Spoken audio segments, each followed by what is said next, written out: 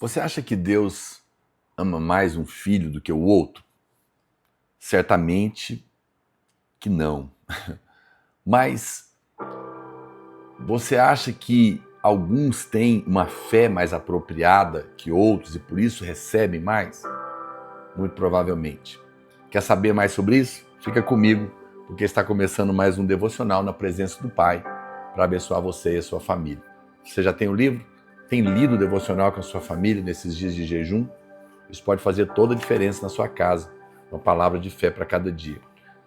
Você pode adquirir para você ou para dar de presente para a família de um amigo seu que você ama. Você vai abençoar muito essas pessoas. Para adquirir, é só clicar no link que está na descrição do vídeo e vai chegar aí na sua casa, tá bom? No final eu vou orar por você, pela sua família, mas antes de continuar, lembre-se de se inscrever aqui no nosso canal. Clica aí em se inscrever. E se você puder tornar-se um assinante, com certeza você vai ser muito abençoado com mais de 1.500 conteúdos exclusivos que estão ali e vai nos ajudar, porque toda arrecadação também nós reinvestimos para divulgar o Evangelho. Se você tem sido abençoado, imagina quantas pessoas também não poderiam ser abençoadas. Você pode participar desse grande mover, tá bom? Muito bem, eu realmente creio que o Senhor, Ele quer fazer coisas grandes, poderosas, numerosas na nossa vida. Mas é importante você lembrar que tudo depende da fé. E algumas pessoas têm uma fé mais apropriada que as outras. Claro que uma pequena fé pode fazer Pedro andar em cima da água. Jesus falou que ele tinha pouca fé, pequena fé, foi suficiente. Imagina que uma grande fé não pode fazer. É interessante que quando a gente lê o livro de Hebreus, capítulo 11, nós temos ali o hall dos heróis da fé. E o texto começa com uma pergunta. Vamos ler aqui Hebreus 11, 32. E o que mais direi? Uma pergunta. O que mais direi? Certamente me faltará o tempo necessário para referir o que há a respeito de Gideão, de Baraque, de Sansão, de Jefté, de Davi, de Samuel e dos profetas, os quais, por meio da fé, subjugaram reinos, praticaram a justiça, obtiveram promessas, fecharam a boca de leões, extinguiram a violência do fogo, escaparam ao fio da espada, da fraqueza tiraram força, fizeram-se poderosos em guerra e puseram em fuga exércitos de estrangeiros. Parece um texto simples, falando aqui de uma galeria, mas mais uma vez eu quero te lembrar que a Bíblia não é um livro de historinhas, não é um livro natural. Cada detalhe da palavra de Deus tem uma revelação, tem um significado. Não há detalhes insignificantes na Bíblia. Então, quando eu leio a Bíblia, eu vejo a menção de algumas pessoas. E uma coisa que nos chama a atenção, aqui por exemplo, ele fala de Gideão e Baraque. E a primeira coisa que me chama a atenção é a ordem dos nomes, a ordem cronológica. Qual nome Deus colocou primeiro? Será que é o que veio primeiro? Na nossa lógica natural, Deus colocaria o nome primeiro do que aquele que veio primeiro e assim sucessivamente. Cronologicamente falando, quem veio primeiro realmente foi Baraque. Baraque e não Gideão. Baraque veio antes de Gideão. Mas é interessante que, apesar disso, Gideão é colocado primeiro. Ou seja, Deus inverteu, colocou o mais novo primeiro do que o mais velho. E isso não é por acaso. Depois que a gente continua lendo, a gente vê ele falando, por exemplo, de Sansão e Jefté. E mais uma vez, tem uma inversão aqui, porque Jefté vem primeiro. No entanto, Deus coloca Sansão primeiro. Sansão está lá no final dos Juízes. Ele foi, na verdade, o último juiz mencionado no livro. Você continua lendo o texto, oficialmente, Samuel foi o último juiz. Mas Sansão foi o último juiz descrito no livro dos Juízes. E, no entanto, Sansão é mencionado antes de Jefté. Como eu disse aqui, certamente que há aqui um sentido profético. Não é por acaso que isso está acontecendo. Veja, Sansão, o último juiz, morreu cego. Você lembra disso? A época dos reis terminou com a chegada de Nabucodonosor. E o último rei de Judá também ficou cego. Que coisa séria, hein? Lá em Apocalipse, a última igreja foi Laodiceia. E sobre ela, olha o que o Senhor disse em Apocalipse 3,17. Eis que és cego. Que coisa estranha. Todos os últimos aqui ficaram cegos.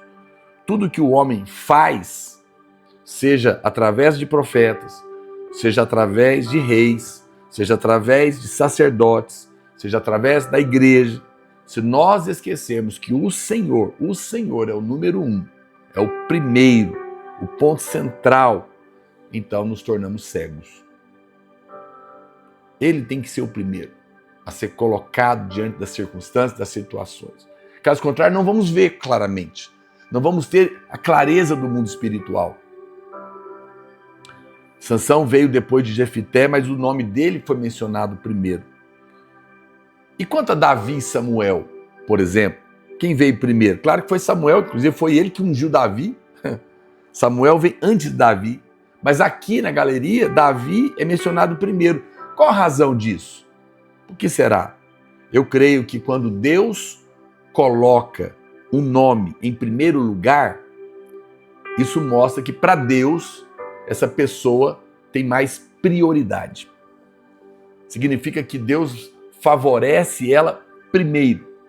E isso nos ajuda a ter um caminho aqui de revelação. Veja que a sequência, então, de Deus não é cronológica, natural, mas é baseada na qualidade da fé. Não é o tempo que alguém serviu a Deus que vai colocar ele na fila naquele dia. É a qualidade da fé com que ele serviu a Deus. Não é o tempo, mas a qualidade da fé. É baseada na excelência da fé. A fé maior vem primeiro. Vem primeiro. E essa é uma verdade, não é? Que nós precisamos de observar. Um outro exemplo aqui, Gideão e Baraque, a gente vê que Gideão veio depois, mas aparece primeiro. Ambos tinham fé. Ou então seus nomes não estariam aqui. Eu não estou dizendo que o outro, que está em segundo, não tinha. A fé de Baraque, se você olhar a história dele, foi a fé que ele disse lá, se você for comigo, eu irei com você para a guerra. Enquanto que para Gideão, seus olhos estavam no Senhor. Vamos ver isso? Aqui em Juízes 6,38, a Bíblia diz assim, e assim sucedeu, porque no outro dia se levantou de madrugada, falando de Gideão, e apertando a lã do orvalho, dela espremeu uma taça cheia de água. Verso 40. E Deus assim o fez naquela noite, pois sua lã estava seca e sobre a terra ao redor havia orvalho. Orvalho na Bíblia é a graça. Jesus é a lã encharcada de graça que foi secado na cruz para que a graça fosse derramada na terra. A Bíblia fala que Gideão colocou o novelo de lã como prova, mas Deus permitiu que ele fizesse isso porque ele estava olhando para o Senhor e não para a situação. Mas Baraque não, Baraque estava olhando para uma mulher diante da guerra e diante do desafio. Em Juízes, capítulo 4, verso 3, a Bíblia fala, clamaram os filhos de Israel ao Senhor, porquanto Jabim tinha 900 carros de ferro, e por 20 anos oprimia duramente os filhos de Israel. Débora, profetisa, mulher de Lapidote, julgava Israel naquele tempo. Nos dias de Baraque, novamente, nós nos deparamos aqui com o problema dos carros de ferro. Por 20 anos, diz a Bíblia, esse homem chamado Jabim oprimiu os filhos de Israel. Débora era a profetisa, era a esposa de Lapidote, estava julgando Israel naquele tempo. E ela chama Baraque e diz para ele aqui no capítulo 4 de Juízes, verso 6, porventura o Senhor, Deus de Israel, não deu ordem dizendo, vai, leva gente ao Monte Tabor e toma contigo 10.000 homens dos filhos de Naftali e dos filhos de Zebulon, e farei ir a ti para o ribeiro Quizon e Sísera, comandante do exército de Jabim, com seus carros e as suas tropas, e o darei nas tuas mãos. Deus queria que Baraque destruísse a Sísera com seus carros de ferro. Ele deu a palavra para ele, mas Baraque respondeu o quê? Ele olhou para a profetisa e disse, se você for comigo, eu irei, porém se você não for, eu não irei. Confiou no braço da carne do homem. Ele se dispôs aí, tinha alguma fé, mas aí ele falou, você vai ter que ir comigo. Ele limitou o poder de Deus.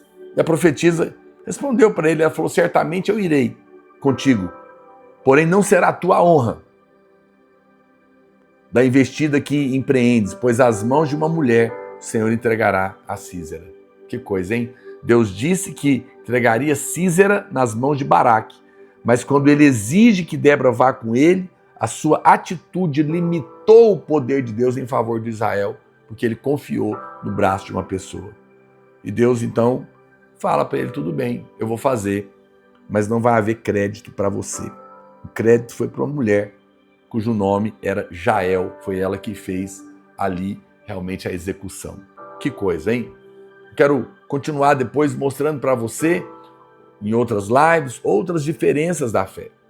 Mas hoje eu quero chamar a sua atenção para isso.